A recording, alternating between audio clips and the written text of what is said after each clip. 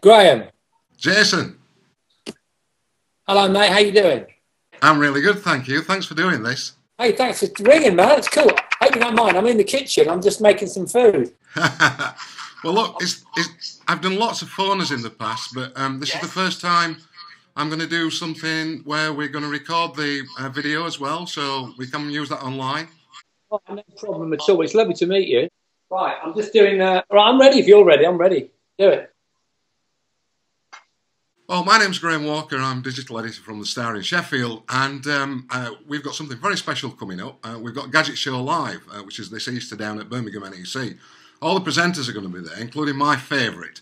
That's Jason. And you know what? I've actually got him on not on the phone, but actually doing our first ever video conference call using Skype. So, Jason, how are you? I'm so honoured to be your favourite, although I don't believe that. If it was Amy, you'd be saying that. And to be in your inaugural video conference recording, I am honoured. What I was after was an NBC, a CBE, like my co-host, but I'll settle for the inaugural video, if that's all right. That's fantastic. Well, look, obviously, it's like I say, it's a special event that's coming up, but there'll be a lot of people who've not been to Gadget Show Live, want to know a little bit about it. I know it's going to be a little bit different this year as well. So what can you tell fans to expect?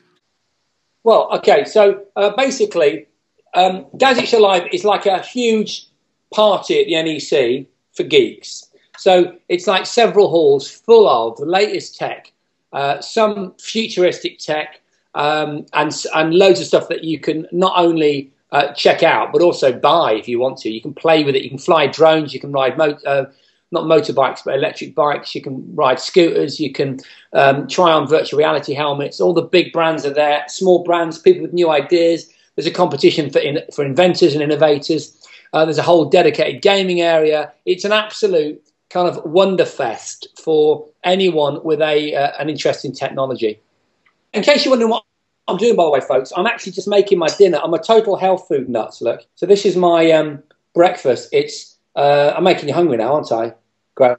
It's peppers, tomatoes, courgette, and I've chucked a fried egg in there. And I'm using coconut oil because it's a really good source of fat. Because I do all these triathlons, Graham. I do all the swimming, all the running, and the cycling, and I have to eat. Otherwise, I just fall apart. And so, because I'm vegetarian. And this, of course, Jason, is the Jason Bradbury cooking show. This is what it is. We should do this as a thing, man. Where, although, if you looked at what it looks like, you probably wouldn't want to do it. It looked good in the pan, but it's all gone a bit crazy on the plate. Let me just show you. It's a bit of a mush. Yum, that looks fantastic. But the thing is, right, my wife's a nutritionist, and so she tells me all the stuff that I'm supposed to eat to keep me healthy and hopefully not talking nonsense. Because you know what it's like, you get post-40 and it all starts to fall apart. So it's very important to me. You asked me a question which is much more important than my breakfast. What was the second question? It's a bit different this year. Fans are actually going to be part of the show because you're going to film one of the theatre shows. Can you tell us about that? Yeah, this is really exciting because this is really weird, right? We've been doing this for years. I don't know, 7 years, I know, is a figure that comes to mind. Whether we've been doing it longer than that as well, I don't know. But we've never recorded the live event. And again, I described the exterior exhibition to you guys. I should also make the point that in the centre of that is this super theatre, which has got 3,000 people, and we do 3 shows a day for those people, or 2 shows a day. It certainly feels like 3 a day. And it's like a kind of West End for nerds. It's like, you know, if there's drones, we'll do a drone ballet. If there's like Segway hoverboard type thing, we'll do some kind of dance routine on them. It's like a sort of fun realization of a lot of technology in an entertaining context, right? And as part of that, this year we're going to film the whole thing, and viewers that have come to the show will take part in it, and so they'll get on the TV show. Because you know, there's been a real movement on the Gadget Show to start involving viewers more and to get them on screen, which is why we do this clinic where three presenters go up against each other to try and answer the need of a viewer So recently we had a viewer who was a triathlete, so very close to my heart, and he wanted a solution for about the £1,000 mark to help him train to do an Ironman. I'm not sure if that's been on the telly yet, so I can't tell you the result, but it was really, really good, and there's some great technology there. Well, this is all part of that. So the Gadget Show Live, filming the audience in the Super Theatre, is part of our commitment to trying to get the viewers on screen. Now, I know you can't spoil it for us, and you wouldn't want to do that, but in terms of, in previous years, we've had things like, we've gone mad about drones, about self-driving cars, about wearable tech. What's the next big thing, Jason? It's got to be VR, isn't it? I mean, VR's gone bonkers. You'll remember from your youth that virtual reality was very much sort of on the periphery, so it was beginning to take hold. And then there was a hiatus for many years, a couple of decades really, and it's now come back with a vengeance, with the resolution, the software, the kind of immersion that virtual reality promises. That and AR, so you've got virtual reality where you're immersed in a virtual world, AR where you're augmenting the real world, so you add virtual assets to your run, if you like, wearing something like, say, Recon Jet, which is an actual physical product that I've got and that I play with. And in fact, I've got it over there, actually. Where is it? I'll show you it. Come and have a look. Let's have a look at it, right? So where's that Recon Jet gone? You know, that round box? That's my wife, by the way. Hi. You know where? Black round box. Oh, yeah. On the bed. Would you do me a favour? Could you get it? I was just thinking that the viewers of this video would... While you're looking for that, Jason, just let you know that in terms of AR, we've been quite breakthrough in terms of some of the things we've been doing. We worked with Walking with Dinosaurs, the BBC show, so we produced a poster when you put your mobile phone over it and it turned it into the trailer on your wall, and you click through to buy tickets. And we're now working with the film distributors to do similar with film posters. That's amazing. I mean, the thing is, AR now has become, almost normal for people to experience. And I agree that apps, thank you very much, babe. I really appreciate that. Claire's getting ready for an exam, so but I just thought that she probably wouldn't want me to take the video upstairs to the bedroom because it's a bit of a mess. This is a Recon Jet, and talking about your AR experience, this is, I think, a really interesting innovation in terms of augmented reality, because it's a very genuinely usable thing. It's not just a distraction. What it does is it adds a layer over your eyes on the road ahead when you're cycling or running or canoeing or whatever activity you want to do. In my case, I'm a big cyclist. I use a virtual trainer, which you can probably see there, which is called the Wahoo Kicker. All right, and I plug that into the telly up there via my laptop, and I'm able to join a bunch of virtual riders on an island in a multiplayer experience, a little bit like kind of Call of Duty, except we're not shooting each other, we're racing each other. And if I'm going up a mountain, you probably know this, most of you, but this device reacts and adds friction to my back wheels so that it's the same as ascending on a cycle. Well, when I'm out in the real world on my actual bike, I put these on and I can get data from the power meter in my crank, so cadence, power, how much wattage my leg's producing, where I'm going, navigational data, what music I'm listening to, my playlist. I can adjust it by a touch-sensitive interface here. I can get text messages if I want to enable that function to come up on screen, tweets. So it connects me to my network if I so desire, or it just gives me loads and loads of data about whatever activity it is I'm doing, running, jogging, cycling. So technically, if 3 or 4 of us all had the glasses, we could all be riding together somewhere, anywhere? Well, yeah, although this device is slightly different in that it's giving me data. So we could absolutely ride together and we could share a playlist or something like that. But it's not about a sharing multiplayer experience. This is about layering important data in an augmented sense, a little bit like a head-up display in a fighter jet. The Wahoo Kicker is a separate technology and a separate platform that connects to some software. I'm trying to see where that's it there, and that means that you and I could hook up and cycle together in a virtual world without you leaving your front room or without me leaving mine. Absolutely amazing. And what are the glasses called again, and how much are they, Jason? I don't know how much they are. This is a review unit that I've had for the last year, so I don't know what they're retailing at. But they're called Recon Jet, and I'm sure if anyone watching this wants to Google that, they could find out the price. I guess, you know, your world is one big gadget day, isn't it? I mean, you just love your gadgets. What's the greatest gadget of all time? Well, my best gadget is my car. You know, I've got the Back to the Future DeLorean, and it actually works. Like if I put in, obviously doesn't send me through time, but if I put your birthday into it, and we went 88 miles an hour down the motorway, the flux bands would go, the flux capacitor would go, and all the sound effects would happen as if you were traveling through time. And I'm not lying. I'm telling you the truth. Like, everything I just said is real. It's, you know. I know it's real because I interviewed you last week and you told me about it. Yeah. Yeah. I mean, so that's my fave gadget. But I mean, as I look around this room, I mean, I spend a lot of time in this room. I've got a hologram up here, actually. I don't know if you can see it. That's a holographic display. But I don't know. Actually, it'd be really interesting to see if you can see it. Can you see the hologram there?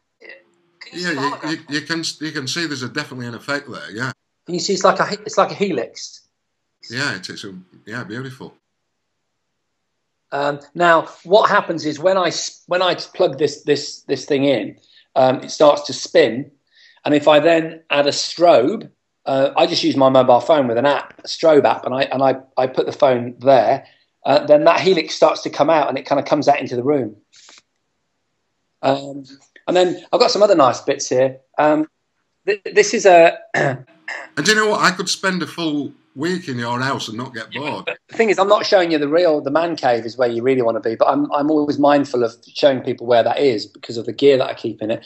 But well, I'm going to come down for a private viewing. There you go. You see, this is the one laptop per child. So this is a sort of classic laptop that I keep because it'll probably be worth money in years to come. And this is part of a project several years ago. It's probably 10 years old, to design a laptop that could be given to kids in developing countries like Africa and across Africa. Oh, wonderful. And of course, the wind-up robot, which is probably my favourite. Yeah, I'll show you that. No, so Africa clearly is a continent, but I mean countries within Africa that have problems. You buy one of these, and then you basically pay for two. You can only buy two. One that you get to use with your own children, the other one that gets sent to a child in need in a developing country. And it's a beautifully designed piece of industrial design, and it's all black and white, so it doesn't give you the same sort of visual quality that we expect in the West from a computer, but it does give you lots of functionality and ability. How can people sign up for that then, Jason? How can they help? Well, I'm pretty confident that this project is now passed, although they may have moved on to a new iteration. So it's called the One Laptop Per Child project. So look it up on Google. I'll be interested to know. You made me think actually whether it may still be on. I don't know. It may still be active, but I just think it's lovely. My kids love this particular device. Which was the robot you were looking at? I was looking at the wind-up robot, the little clock robot, the blue one. Yeah. I mean, he's a little wind-up one, but the Tomy is the interesting one there, because that's, in a sense, well, it's not programmable, but it has a cassette in it which goes in here. If I can actually do it with one hand, but it goes in there, and then you can react to it. You can press buttons, and basically you answer questions, but the way that it gives you answers is based on what you do. It rewinds or fast forwards. It's really funny. It's like a really analog solution to a kind of a programming problem. It's a really interesting piece of. Do you know, I know that you're very keen to work with universities, and now we're up at University of Sheffield last week looking at their robotics section, and it makes the on-day robot look as though it's archaic. Amazing. I know you'd love it. Have you ever been up to Sheffield? Have you seen anything great coming out of this city? Well, I mean, obviously my love of vintage electronica started in Sheffield. I'm Human League's #1 fan. In fact, one of my obsessions is vintage synthesizers. I'll take you around the corner. I didn't expect to be giving you a tour, but I might as well. Take you around the corner and I'll show you. I've got a Pro 1 there, which is one of the original analog synthesizers from the 80s. In fact, that was designed in 1979. It's next to a more modern Tempest. And that's the sort of machine, the analog step sequencer based synthesizer that the likes of Human League created the early electronica one, all coming out of Sheffield. And are you saying to me then that the Human League helped to inspire you to do what you're doing today? Yeah, I mean, when I grew up, it was like, you know, it was like living in the future. It was like the very beginning of what we now consider to be the consumer electronics age, the third industrial revolution, if you want to be, you know, specific. And that all started with my love of electronica and my love of the first generation of computers like the ZX Spectrum and Amiga and all that sort of stuff, and ZX81. And, you know, a lot of that obviously was happening out of the UK because Clive Sinclair, Sinclair Research, as you know, developed the first generation of personal computers in the UK. In fact, I've got a C5, a Sinclair C5 in the garage, which is it still works. It's in really good condition as well. So I do collect vintage technology. Yeah, I do. And I think that maybe began it for me, you know. I've got to eat because I'm starving. Carry on. Well, look, do you know what? I know I could talk to you all day, Jason, but I know that you've got lots of other media interviews and the rest of it. So I'd just like to say again, thank you ever so much for your time. But before I do go, I've just got to say, one of the greatest things I think I've ever seen you do was the world record set for the remote control car. How does it feel to be in the Guinness Book of Records? Well, what do you think? It's incredible, isn't it? I mean, there's certain things as a Brit that you kind of, that you know, that are, that you'll never sort of fail to want to achieve, you know, like getting a Guinness World Record for me was absolutely brilliant. I've now got several in different categories. Talking of RC cars, there is an item on the new Gadget Show series in the next week or so where I drive a remote control car against James Bond's stunt driver, and he's driving an Aston Martin, and we're on a racing track, and I'm driving a car about this big that goes 110 miles an hour. Wow. And I'm not going to tell you the result, but it was really spectacular. So my love of everything, you know, RC continues. I love it. I love drones. I love remote control cars, remote control helicopters. Not that I can fly helicopters particularly well. I'm such a big fan of all that. That sounds to me like there's a chance of breaking another world record then. I'm always up for it. If you come up with the concept, baby, I'm there. All right. Well, listen, Jason, thank you ever so much for your time. It's my pleasure. It's lovely to see you down in Birmingham.